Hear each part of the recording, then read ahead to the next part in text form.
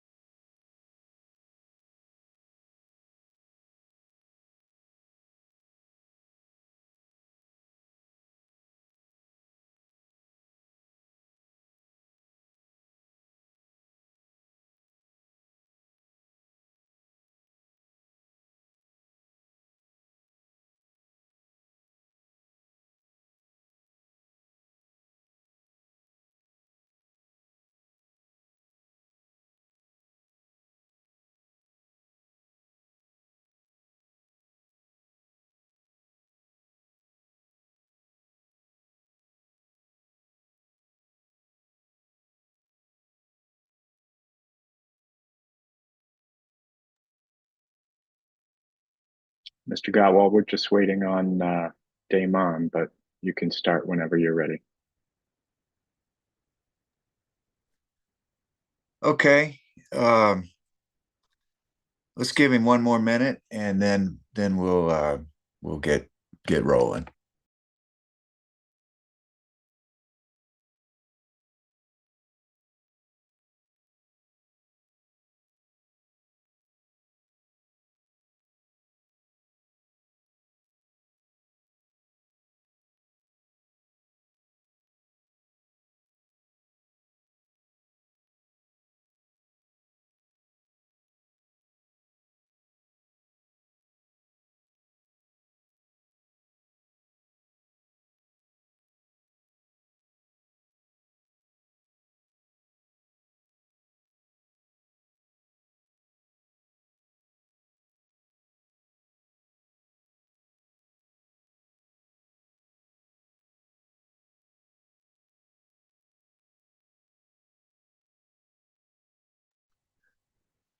Bill, let's go ahead and get started. Okay, we're ready to go. Okay.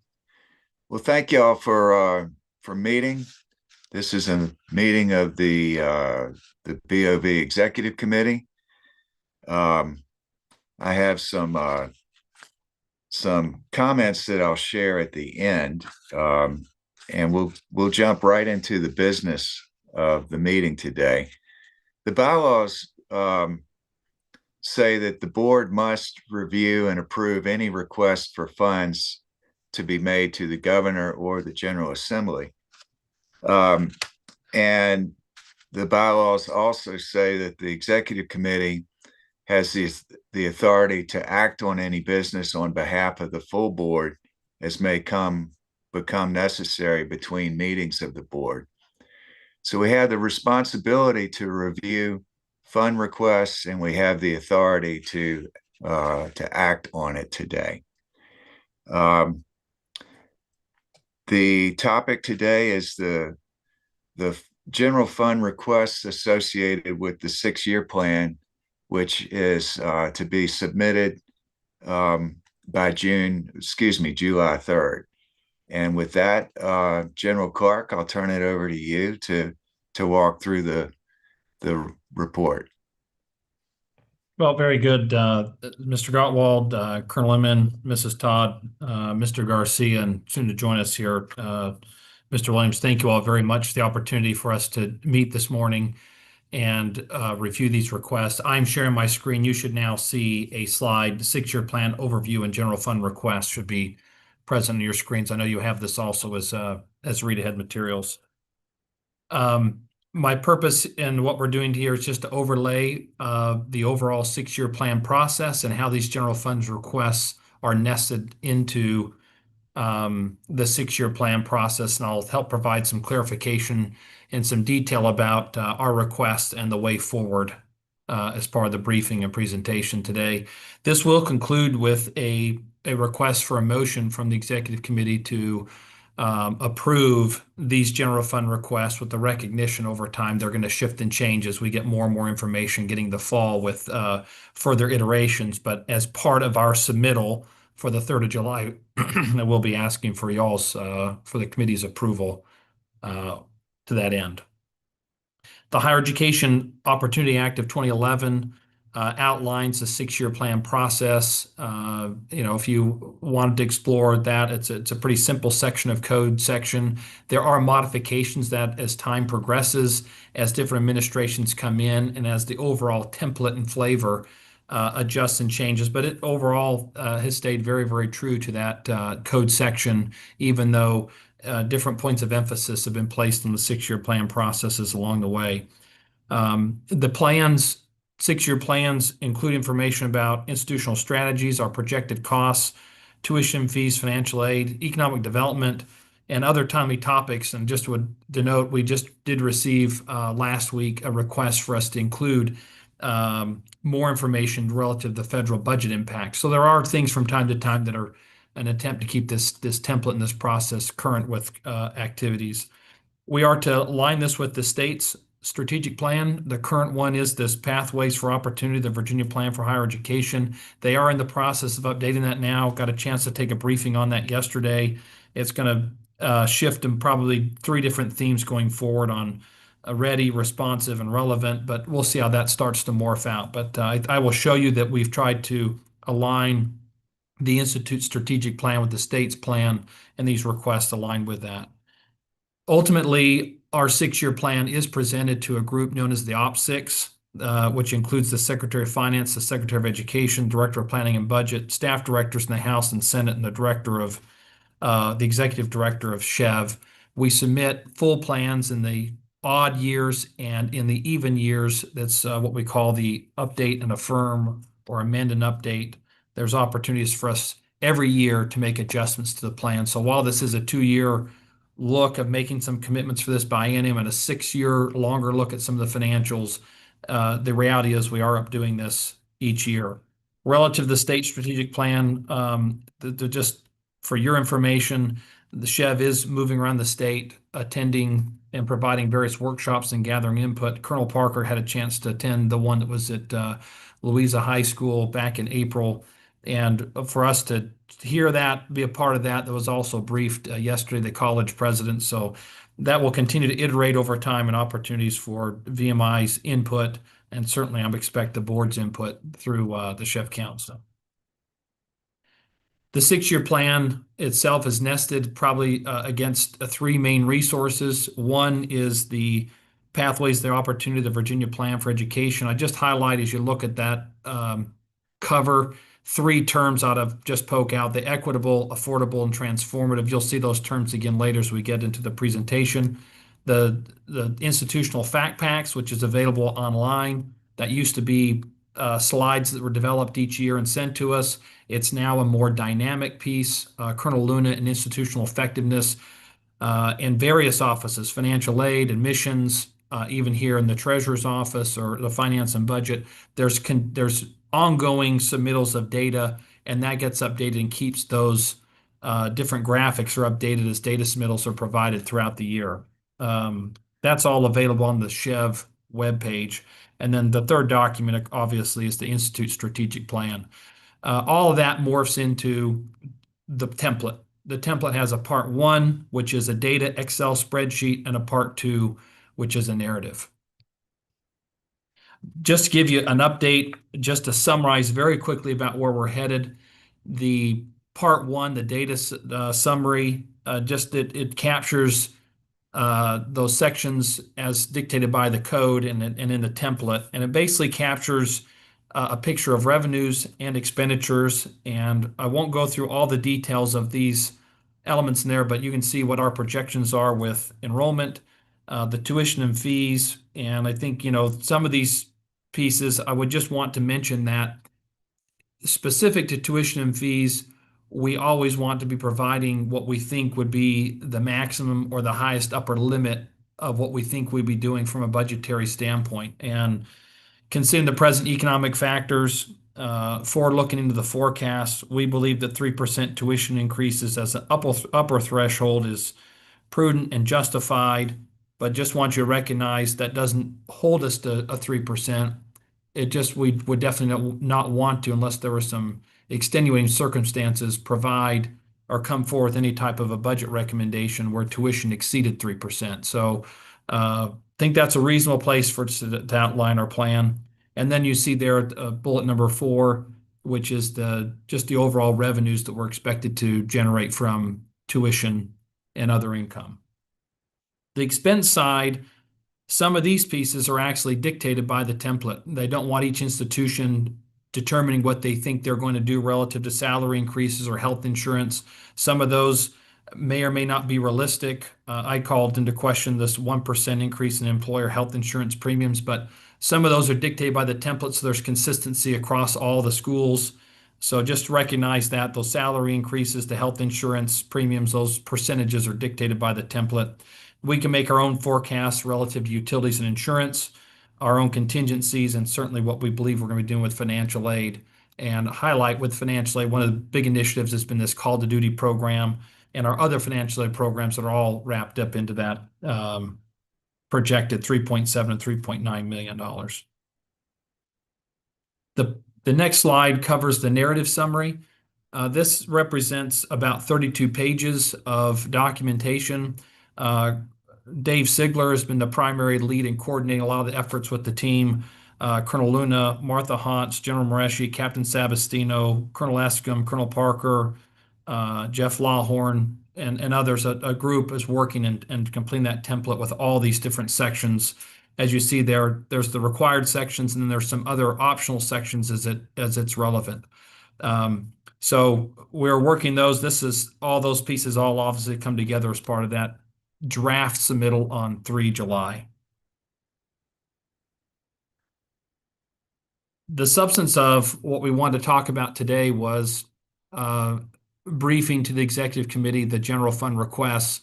I'll slow this down a little bit more from the previous slides just to talk through each of these requests in turn, and then it can take questions as we go or towards the end. The first one, which is construct CLE Phase 2, is our request, and you can see each of the columns, how it ties back to the Institute, Forging 21st Century Leaders strategic plan, and how it ties back to the state's Pathway to Opportunity strategic plan, those specific initiatives, and then our general fund request. So you can see CLE Phase 2. I do want to highlight that in the 6-year plan process, capital is not included. It's only operational. But in as much as we're talking our overall general fund requests, that is our primary capital request, CLE Phase 2. The second one, which is the VMS DEP, this is a unified amendment across all higher education.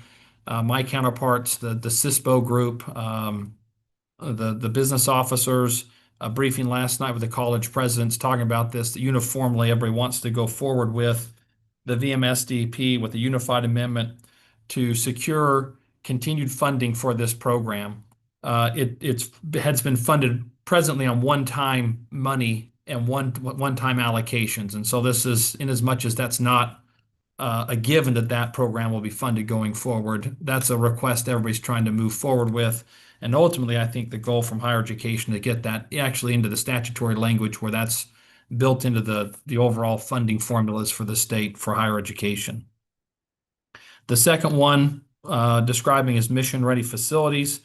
As you all know, we raised a significant portion of private money and state funds to construct the aquatic center. Part of that request and the request for all our capital also includes the long-term maintenance and operations costs of the facilities.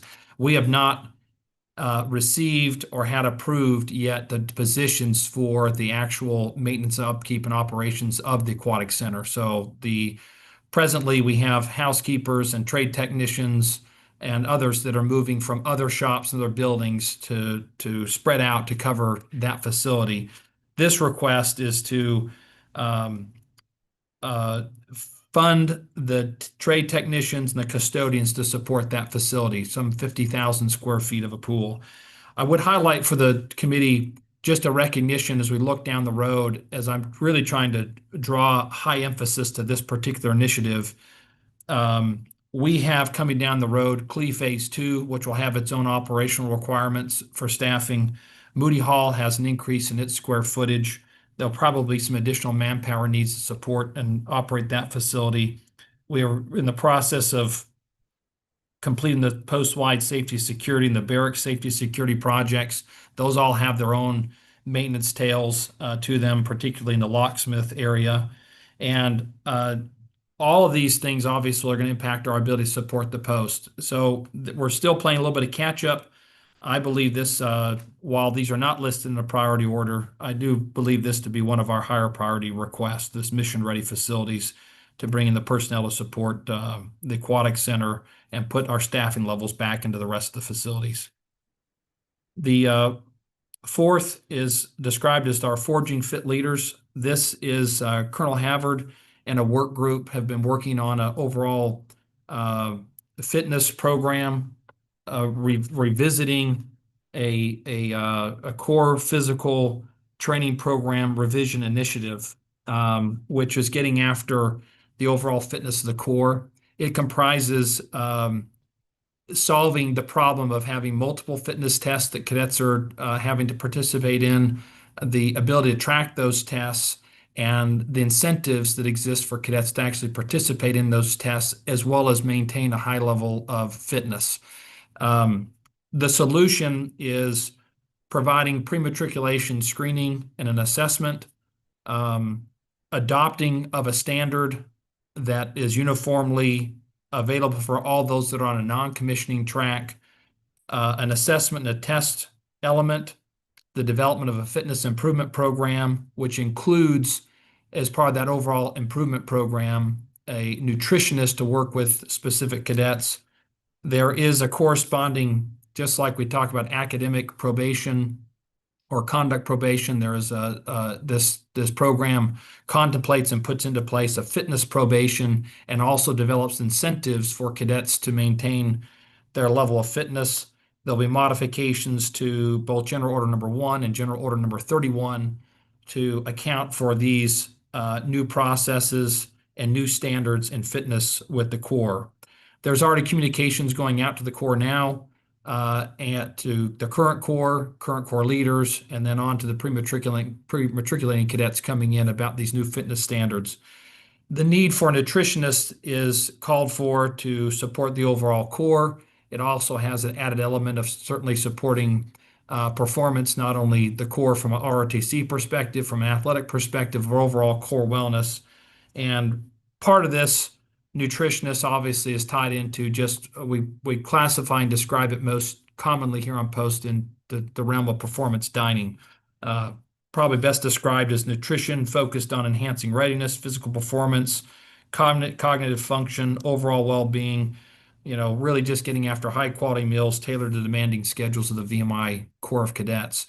So as a cadet that's in fitness probation may need some specific nutritionist support, that's one element where this position is supporting and helpful. There's also cadets that are heading off into summer camp to perform at high levels with their ROTC training. Certainly they would avail themselves of good counseling and support and helping maximize their overall nutrition and physical wellness. This is exploring standards across all athletics, and is exploring options and services that might be available to fund that nutritionist, both with a full-time position or augmenting and expanding the contract with Parkhurst. However, we want our food vendor to support that. But the Forging Fit Leaders request, in as much as that's a newer piece that you all are here, I want to take some time and talk about that particular initiative that's rolling out. We would attempt to move this into funding through the UMA budget, Unique Military Activities, so a request in that area, and tie that nutritionist position and other support elements to support this initiative. The fifth one is strengthening academic excellence. This is a comprehensive, larger one, capturing a number of academic initiatives, including SAC COC Quality Enhancement Plan, which we know we'll have to accomplish and do and make a decision on as part of the accreditation process. Overall internships, coined as barracks to boardroom, 21st century classrooms and overall technology across the post and the backbone of IT, and then a larger initiative from the dean with the Center for Teaching and Learning to strengthen overall faculty instructional capacity and pedagogical excellence. Finally, the sixth one is access to excellence. This is currently some funding that we receive through the Pell Grant Initiative that provides funding for us to develop programs, recruiting strategies that help Pell attract and retain Pell students. It's not exclusive to them. All of our initiatives can also be equally helpful in providing those services to all cadets. But we have a grant currently in place. It will expire. This request is to bring that funding into our base budget in fiscal year 28 to support and continue a number of those initiatives that are in place. Finally, before I take your questions, I just want to just highlight each of these 6 general fund requests is intentionally broad in scope. It's designed to capture a range of strategic initiatives under these identified and unified themes. This approach gives VMI the flexibility to address multiple institutional needs while aligning VMI's mission, the Forging 21st Leaders strategic plan.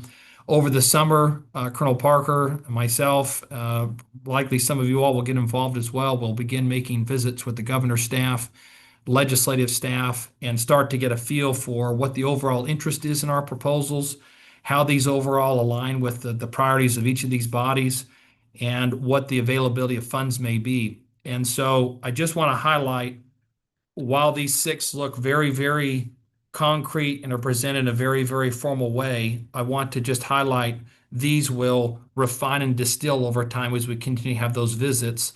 Ultimately, after these visits, some coordination, we can always come back in and condense or distill one of these requests. But if we have not talked about it in these requests, we can't come back later and add it in. So they're intentionally broad.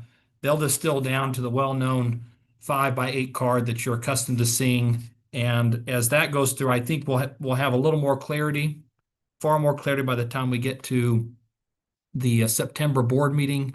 And there'll be opportunities, obviously, for the board to weigh on and ultimately specifically what we go forward in asking. But I just want to highlight, this is the larger areas. I think if I were to describe ultimately where this is going to end up, very, very preliminary. I think we'll probably end up with our priorities being the CLE Phase 2, the VMS DEP as part of a unified amendment, getting after the mission-ready facilities, and ultimately something in the academic realm, probably very, very specific to the SAC COC QEP initiative. But we'll continue to prioritize these and work with the board as we go forward with the specific requests. I'll pause there and take any questions. I have a minor question related to the internship component. Is that with a view to coordinating and helping match and place people to internships, or is that with a view to stipends or other financial aid to allow students or cadets to be able to participate in low-paying internships? Ma'am, it's both. We Okay. currently are doing those now. We currently have a grant program. Don't quote me the number, but I believe it's a $100,000 grant we're currently utilizing. We have those funds to help support cadets that want to take an internship that may be unpaid, help pay for their housing and some things to get them in some areas. So that certainly is a component of the internships. A larger, more strategic component to it is the actual alignment and development of a more robust internship program. Okay. And I'll add one more question, Mom. On the nutritionist, which I feel like has come up several times over the last year, who's in the absence of someone who comes in and is really coordinating that across multiple areas, is there anybody already performing that function in some way, or is it very dispersed among the various places that it would be ultimately implemented? I would describe it as very dispersed. There's probably a number of individuals that are taking this on in more informal ways. Think athletic trainers Think those that are working with cadets that are already on some other type of physical remediation.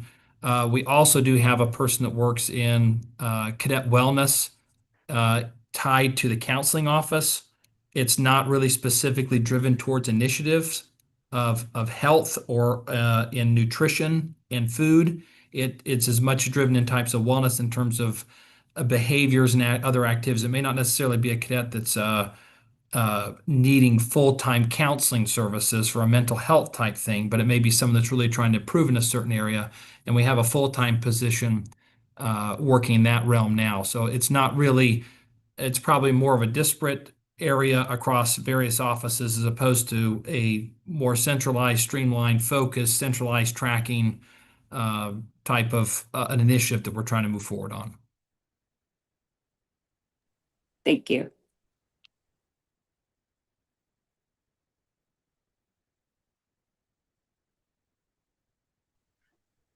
I'll move to the final slide before the motion, which is just updating this, just a timeline about where we are and where we're going. We received the template and instructions on the 5th of May. We have this meeting today where you all are being briefed on the overall 6-year plan. We submit the draft 6-year plan on the 3rd of July. We will be present in Richmond. I expect that one or more of you all will also be present when we present our draft plan on the 21st of August in Richmond. We expect to receive feedback on the 1st of September from the Op 6.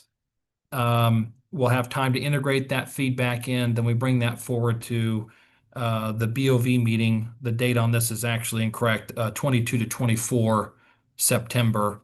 And that's where we actually make the final approval of the plan. And that's about the time I believe we'll be further along and further developed in the refinement of what our specific requests will be going forward.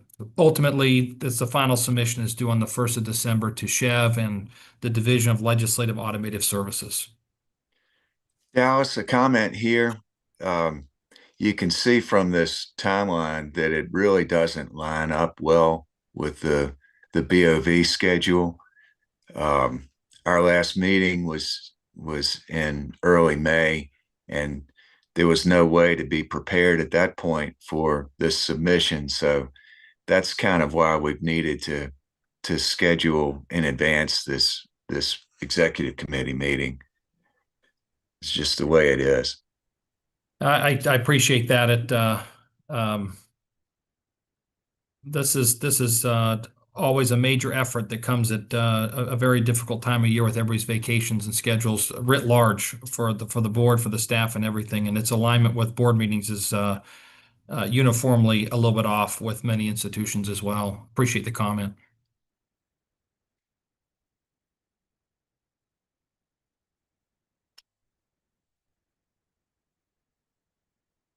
Barring here any other comments or questions, this is the proposed motion that the executive committee approved the proposed 6-year plan associated general fund requests that align with our mission and the Forging 21st Century Leaders strategic framework, and that you authorize the acting superintendent, as much as that will be in place on the 1st of July, to make any final technical edits and submit the plan in accordance with state requirements. Can I have a motion? So moved. It's Conrad.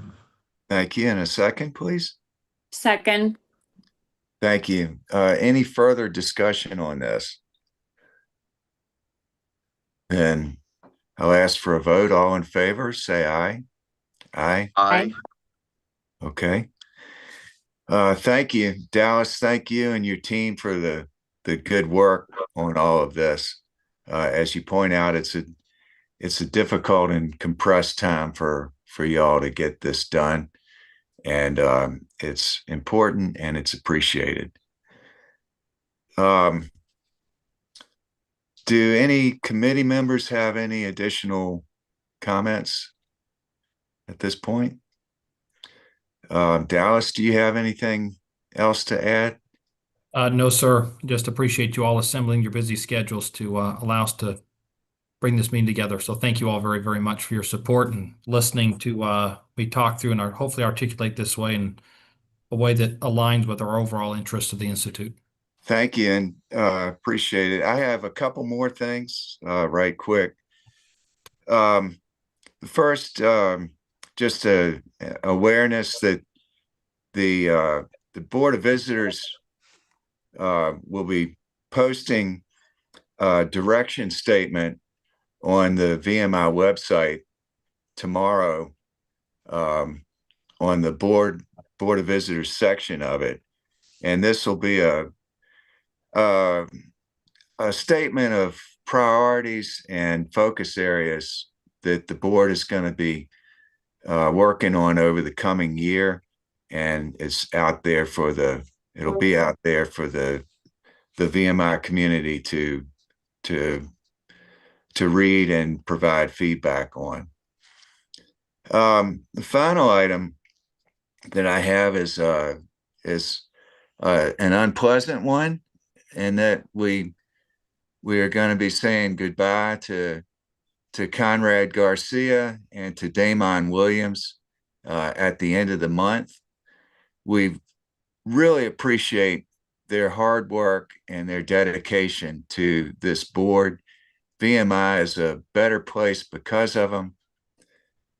They've been committee chairs.